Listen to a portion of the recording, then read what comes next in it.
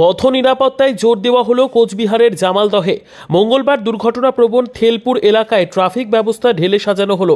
সম্প্রতি ওই এলাকায় পরিদর্শন করে গিয়েছেন পুলিশের পদস্থ কর্তারা।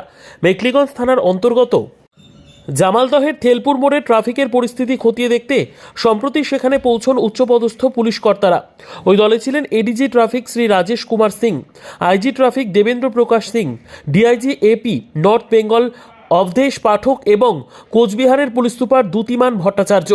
মাথাভাঙার বেঙ্গল দই মোড়েও ট্রাফিকের পরিস্থিতি খতিয়ে দেখেন তারা। যান চলাচল কীভাবে নিয়ন্ত্রণ করা হচ্ছে তার বর্তমান পরিস্থিতি দেখেন কর্তারা। কিভাবে এর উন্নতি করা যায় তা নিয়েও আলোচনা হয়।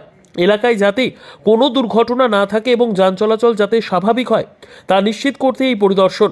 পথ নিরাপত্তা নিয়ে রাজ্য পুলিশের পদক্ষেপেরই অঙ্গ হিসেবে এই পরিদর্শন বলে জানা গিয়েছে। উত্তরবঙ্গে জনগণের নিরাপত্তা নিশ্চিত করাই এর লক্ষ্য বলে পুলিশ সুপার